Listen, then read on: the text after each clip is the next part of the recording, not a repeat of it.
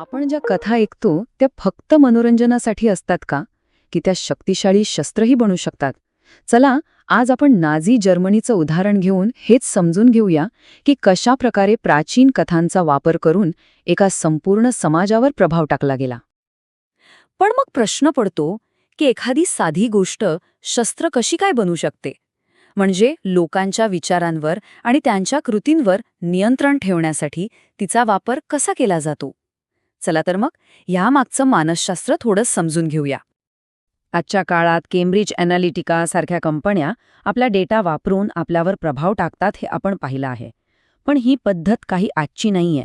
हजारो वर्षांपासून पौराणिक कथांचा वापर करून समाजाची मूल्ये घडवली जात आहेत. बघायला गेलं तर दोन्हींचा उद्देश एकच आहे, लोकांच्या विश्वासाला आकार देणे. बरं, हे सगळं समजून घेण्याआधी आपल्याला एका महत्त्वाच्या गोष्टीबद्दल बोलावं लागेल. मिथक. मिथक म्हणजे फक्त एखादी खोटी गोष्ट नाही, तर त्यामागे खोल अर्थ दडलेला असतो. ह्या विश्लेषणासाठी आपण मिथकांना असत्य नाही तर कोणत्याही संस्कृतीचा पाया मानूया. ह्या कथाच आपल्याला सांगतात की आपण कोण आहोत, कुठून आलो आणि आपल्याला कसं वागलं पाहिजे. सोप्या भाषेत सांगायचं झालं ना, तर मिथक म्हणजे समाजाचं ऑपरेटिंग सिस्टम. आणि गंमत म्हणजे जगभरातल्या कथांमध्ये एक समान धागा दिसतो, आणि तो म्हणजे नायकाचा प्रवास. चला बघूया हा काय प्रकार आहे. इथे एंट्री होते जोसेफ कॅम्बल यांची. त्यांनी जगभरातल्या कथांचा अभ्यास करून द हिरोज जर्नी ही संकल्पना मांडली, आणि हीच संकल्पना आपल्या पुढच्या विश्लेषणाचा मूळ आधार ठरणार आहे.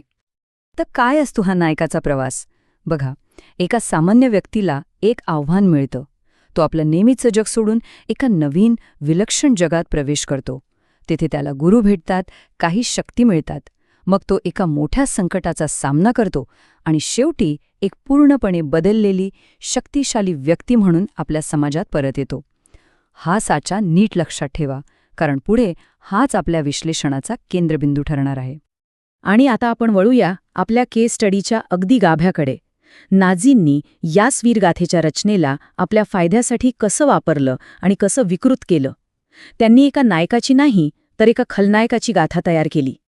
प्रत्येक हिरोची गोष्ट कुठून सुरू होते? एका सामान्य जगातून, नाही का? हिटलरच्या बाबतीत हे सामान्य जग म्हणजे एक अयशस्वी कलाकार म्हणून त्याचे सुरुवातीचे दिवस होते. हीच प्रतिमा वापरून त्याला लोकांपैकीच एक सामान्य माणूस म्हणून सादर केलं गेलं. नायकांच्या जन्माशी किंवा त्यांच्या आयुष्यातल्या सुरुवातीच्या घटनांशी नेहमीच काहीतरी अलौकिक जोडलेलं असतं. हिटलरसाठी अशीच एक कथा रचली गेली.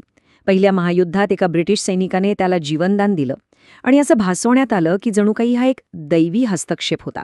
अर्थात हे लक्षात ठेवायला हवं की इतिहासकार या कथेवर प्रचंड शंका घेतात. प्रत्येक नायकाला एक गुरु, एक मार्गदर्शक मिळतो, जो त्याला योग्य दिशा दाखवतो. पण हिटलरच्या प्रवासातले मार्गदर्शक वेगळे होते. जोसेफ गोबेल्स आणि हेनरिक हिमलर. त्यांनी शहाणपण नाही तर लोकांच्या मनावर ताबा मिळवण्याचे आणि सत्तेचा गैरवापर करण्याचे धडे दिले. नायकाच्या आयुष्यात एक अग्निपरीक्षा येतेच. हिटलरसाठी तो क्षण होता 1944 साली त्याच्यावर झालेला बॉम्ब हल्ला. या हल्ल्यातून वाचल्यामुळं तो अमर आहे आणि त्याला दैवी संरक्षण लाभलं आहे. ह्या कथेला आणखी बळ मिळालं. त्याच्या कमजोरीच्या क्षणालाच त्याच्या शक्तीचा सर्वात मोठा पुरावा म्हणून सादर केलं गेलं. पण ही जी काही बनावट कथा तयार केली गेली ती लोकांपर्यंत पोहोचवली कशी? लोकांच्या मनात ती खरी कशी उतरवली? त्यासाठी कोणती साधनं वापरली गेली? या प्रश्नाचं उत्तर नाझी प्रचाराच्या या एका वाक्यात दडलेलं आहे. जोसेफ गोबेल्सचा हा विचार की कोणतीही गोष्ट इतक्या वेळा सांगा, इतक्या वेगवेगळ्या प्रकारे सांगा की लोकांना तीच खरी वाटू लागेल. हाच त्यांच्या प्रचार यंत्रणेचा कणा होता. आणि हे करण्यासाठी गोबेल्सने एक जबरदस्त यंत्रणा उभी केली. पहिलं म्हणजे एकच शत्रू ठरवला, ज्यू. मग रेडिओ आणि लाऊडस्पीकरच्या माध्यमातून प्रत्येक घरात, प्रत्येक रस्त्यावर नाझी विचार पोचवले. इतकंच नाही तर मुलांच्या परिकथा बदलल्या आणि न्यूरेमबर्गमध्ये भव्य रॅली काढून शक्तीचं एक जबरदस्त प्रदर्शन केलं. आता बघा हे चिन्ह. आज या चिन्हाकडे पाहिल्यावर आपल्या मनात द्वेष आणि क्रूरतेची भावना येते. पण तुम्हाला माहितीये का, याचा मूळ अर्थ पूर्णपणे वेगळा होता?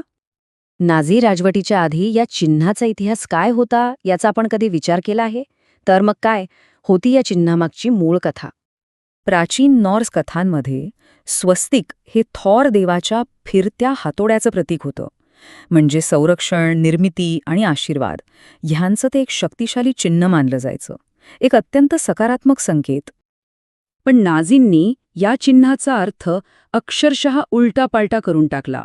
संरक्षणाचा हातोडा आता संघर्ष आणि रक्तपाताचं शस्त्र बनलं. एका सकारात्मक चिन्हाला त्यांनी द्वेषाचं आणि विनाशाचं प्रतीक बनवलं. आणि हा प्रचार फक्त चिन्हांपुरता मर्यादित नव्हता हे लक्षात घ्या. त्यांनी लोकांच्या आयुष्यातल्या अगदी महत्त्वाच्या विधींमध्ये हस्तक्षेप करायला सुरुवात केली. बाप्टिस्मा, लग्न आणि अंत्यसंस्कार यांसारख्या विधींमधून ख्रिश्चन धर्माला काढून टाकलं आणि त्या जागी नाझी विचारसरणी आणि त्यांची चिन्ह प्रस्थापित केली. तर आता आपण ह्या विश्लेषणाच्या शेवटच्या टप्प्यात आलो आहोत. इथे आपण बघूया की या सगळ्या तंत्रांचा परिणाम किती खोलवर झाला आणि आजच्या काळातही ते किती महत्त्वाचे आहेत. हिटलरच्या मृत्यूभोवती एक गूढता होती. त्याच्या मृत्यूने कथा संपली नाही, तर ती एक प्रतिध्वनी सोडून गेली. आणि जेव्हा एखादी कथा अशी अपूर्ण राहते, तेव्हाच मिथकांना जिवंत राहण्यासाठी जागा मिळते. सगळं आपल्याला एका खूप महत्त्वाच्या प्रश्नाकडे घेऊन येतं. आज आपल्यासाठी आपल्या आजूबाजूला अशा कोणत्या कथा, कोणती मिथकं लिहिली जात आहेत? आणि आपल्या जगाला आकार देणाऱ्या ह्या कथांबद्दल आपण खरंच किती जागरूक आहोत?